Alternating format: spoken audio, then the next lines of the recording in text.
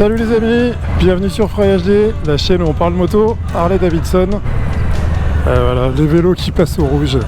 Ah là là. Allez, aujourd'hui je vais vous reparler d'un sujet un peu sensible en ce moment, le contrôle technique des motos. On voit forcément pas mal de réactions sur le net et je voulais faire le point. Et puis surtout vous raconter deux anecdotes qui me sont arrivées. Je vais vous partager ces deux expériences qui forcément moi m'ont influencé dans ma façon de voir la chose. Allez, c'est parti.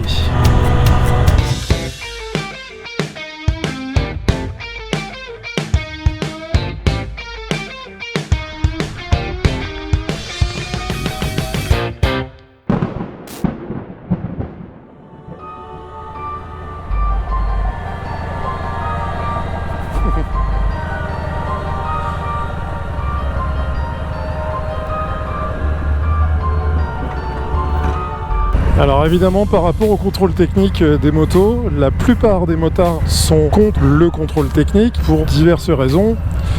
Et il y en a certains qui sont pour. Je pense que tout n'est pas noir et tout n'est pas blanc. Il faut y voir peut-être quelque chose de positif. Même si vous allez comprendre pourquoi moi je suis contre le contrôle technique. C'est lié aussi à mon expérience de vie. Et je vais vous raconter deux anecdotes qui me sont arrivées.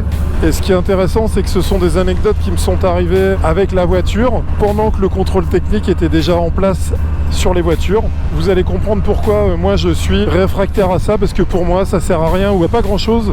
Et en tout cas il y aurait d'autres choses à mettre en place pour garantir la sécurité des gens et aussi la sécurité des transactions, parce que on va commencer par ce qui est positif. Le fait d'avoir un état des lieux d'un véhicule, quel qu'il soit, avant une vente, je trouve ça plutôt pas mal en fait. Effectivement, quand on achète un véhicule, on n'est pas forcément suffisamment technicien pour savoir ce qui va pas sur tel ou tel véhicule. Le fait d'avoir un contrôle technique en main, c'est normalement gage de sécurité au niveau de l'achat. Je dis normalement pourquoi ? Parce que, et on va y venir, je vais vous raconter ma première anecdote et ma deuxième anecdote qui vont à l'encontre de cette pensée-là. Alors je commence par la première. Première anecdote, donc j'étais en voiture. Je n'étais pas seul en voiture, on était deux. Je roulais donc sur une nationale en ville, donc dans une petite commune, gros orage. Il pleuvait à verse, donc pluie dangereuse, donc forcément tout le monde était relativement prudent. Tout le monde était prudent, même pourquoi je dis relativement. Tout le monde était prudent, et on est toujours un peu plus vigilant dans ces cas-là, évidemment. Et là, je vois la voiture devant moi qui ralentit, voire même qui freine brusquement. Et le temps de réagir, j'appuie sur la pédale. J'avais pas l'ABS sur ma voiture à l'époque, donc elle glisse, et je finis ma glisse dans l'arrière de la voiture devant moi. Ça va très vite dans ces moments-là, c'est un accident, même si on roulait pas vite, puisqu'on était en agglomération, donc on était en dessous de 50, c'est sûr. Et puis bon bah là, surprise déjà dans un premier temps. Je comprends pas trop ce qui se passe. Je sors, radiateur percé, traverse tordue. Je regarde l'arrière de la voiture devant moi et l'arrière de la voiture devant moi est ravagé. À l'époque, j'avais une voiture, c'était une voiture d'une marque française avec on va dire la marque au chevron. Pour vous décrire ma voiture à l'époque, quand je l'ai eue, mes potes m'ont tous dit comment ça se fait que t'as acheté un tank, t'as oublié les chenilles et la tourelle. Voilà. Donc c'était une voiture plutôt robuste et je descends, je constate les dégâts. Je vois à ce moment-là que le gars devant moi est rentré dans la voiture de devant aussi. Et la voiture de devant est rentrée dans la voiture de devant. Donc c'est un petit peu un carambolage. On se rend compte que le premier a pilé pour laisser passer un piéton et que tout le monde lui a rentré dedans derrière. Voilà. Route un peu grasse, route mouillée. Je repense à l'accident et je me dis mais j'ai pas vu de feu stop sur la voiture du gars devant moi. Soit il a été vraiment surpris et il est rentré dans le gars de devant sans freiner, soit ces feux stop fonctionnaient pas, ce qui est quand même un élément de sécurité garanti dans l'instant en tout cas du contrôle technique par le contrôle technique. Je le dis au gars devant moi, je lui dis je comprends pas, j'ai pas vu feu stop. Il me dit mes feux stop fonctionnent, il n'y a pas de souci. Alors évidemment il a l'arrière qui est ravagé, donc on peut imaginer qu'il n'y ait plus rien qui fonctionne. Et je fais des pieds des mains et je réussis à obtenir de cette personne qu'on regarde la boîte à fusibles et qu'on change le fusible qui correspond au feu arrière et au feu stop. Et là, bingo, on change de fusible, je lui demande d'appuyer sur la pédale et là, malgré le fait que tout l'arrière de sa bagnole soit ravagé, les feux stop s'allument. Je lui ai fait marquer ça sur le constat. J'ai quand même pris 100% des torts malgré ce constat-là. Et ça prouve bien aussi que ce monsieur qui avait son contrôle technique en bonne et due forme, au moment où il est sorti du contrôle technique, on va pas passer un contrôle technique toutes les semaines, À un moment donné, c'est à chacun de faire le nécessaire pour que sa voiture fonctionne en toute sécurité pour soi et pour les autres usagers. Tous les contrôles techniques qu'on veut bien faire sur un véhicule, ça garantit le véhicule au moment de la sortie du contrôle technique. Dès le lendemain, les feux peuvent ne pas fonctionner, on peut avoir une crevaison lente sur un pneu, on peut avoir un tas d'anomalies autres. C'est une photographie à un instant T mais qui garantit rien du tout, quoi. Enfin, c'est 70 balles et une semaine après, c'est comme si ça n'avait jamais existé, quoi. Évidemment, dans le cadre d'un achat de véhicules d'occasion, il y a quand même pas mal de contrôles, de points de contrôle qui sont faits. Ça reste quand même intéressant d'avoir tous ces points de contrôle. Mais c'est tout, ça s'arrête là, quoi.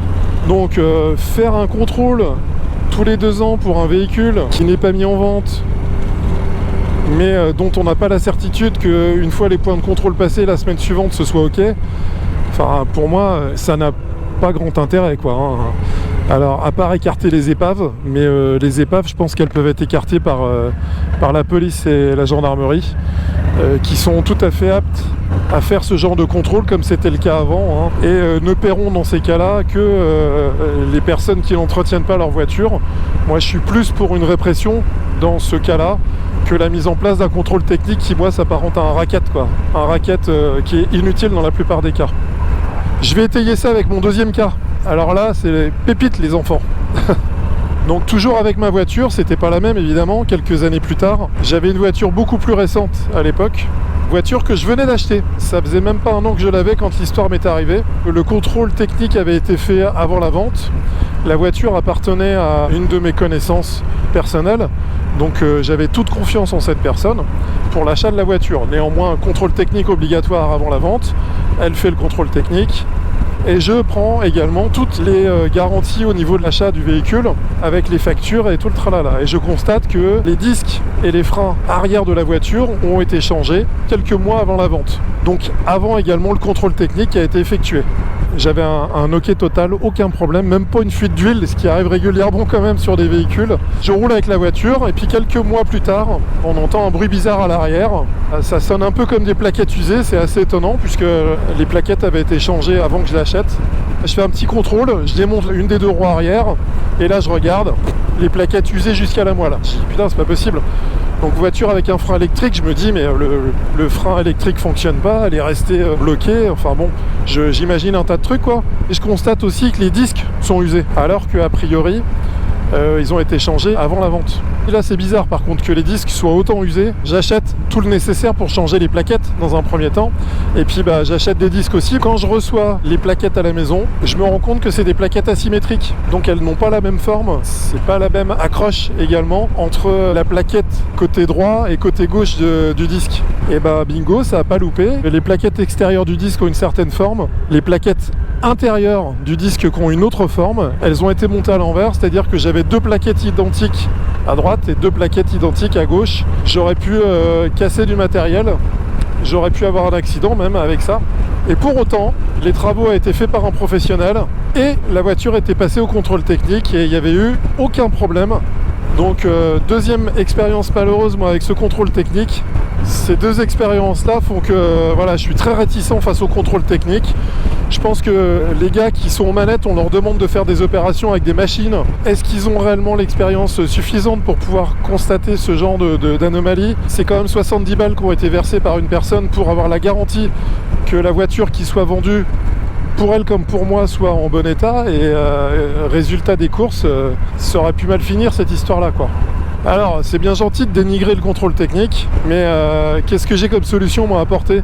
Il y a certainement des choses qui pourraient être proposées. Je suis formateur de métier, je crois en la formation, c'est-à-dire que aujourd'hui, ce qui manque aux gens, notamment lors de l'achat d'un véhicule d'occasion, c'est de la formation pour savoir détecter les anomalies sur un véhicule qui aurait été mal entretenu, qui aurait été trafiqué, qui aurait été accidenté mais masqué, des choses comme ça. Et la formation, moi je crois beaucoup à ça. Et si demain on me dit on t'oblige à avoir une formation mécanique pour repérer les points d'entretien de ton véhicule, quand je vais acheter une voiture d'occasion, que je puisse vérifier certains points qui me permettent de déceler si la voiture a été entretenue correctement, si elle n'a pas eu de choc, des choses comme ça. Moi on me dit, on t'oblige à payer 70 balles tous les 2 ans par exemple pour avoir une mini formation sur un module spécifique, et dans 2 ans plus tard j'aurai un autre module, et ainsi de suite, et monter en compétence sur la mécanique auto. Bah, moi je dis basta, je paye, il n'y a pas de problème, je suis très content d'être formé, même si on doit me faire payer ce stage. Aujourd'hui, pour passer le permis, on nous oblige à payer le passage du permis pour obtenir cette compétence. Proposons-nous d'acquérir d'autres compétences qui nous permettent d'évoluer et pas d'être assisté, parce qu'aujourd'hui le contrôle technique c'est on fait pour toi, sauf on fait pour toi, et ben même ça, quand c'est mal fait, tout le monde n'est pas capable de le détecter. Je pense qu'il y a un travail à faire là-dessus.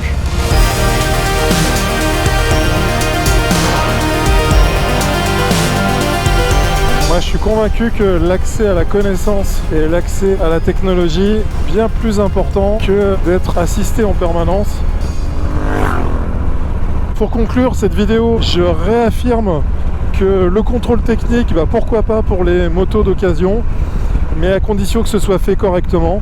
Je vois pas l'intérêt de le faire dans une autre situation, à part effectivement l'intérêt de racketter 70 balles tous les 2 ans à tous les motards, ce qui, je le comprends, évidemment est une manne importante de récupération d'argent. Et pour les sociétés de contrôle technique, on sait qu'ils font du lobbying à mort, et pour l'État aussi, puisqu'il faut penser aussi que l'État prend la TVA là-dessus.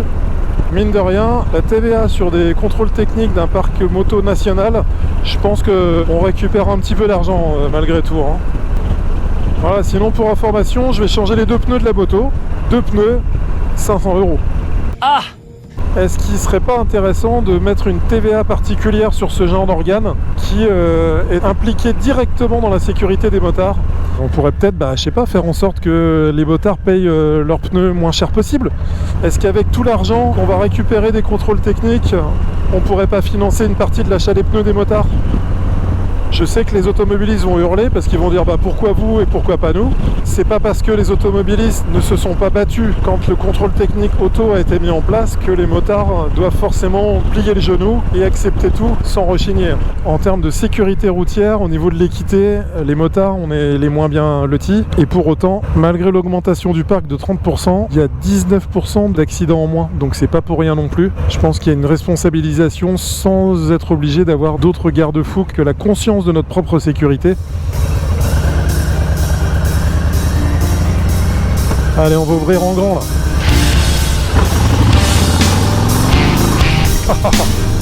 Bon, j'ai pas ouvert en grand parce qu'il y a un gros virage de droite et que elle a la gouache cette moto.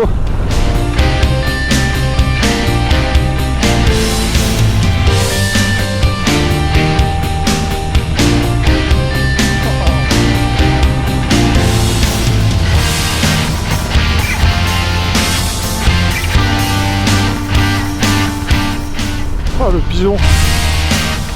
Ah ouais, si c'est pas beau ça.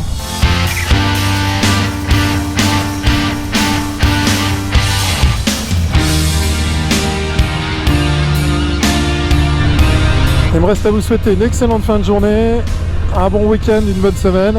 On se dit à très bientôt. Allez, ciao.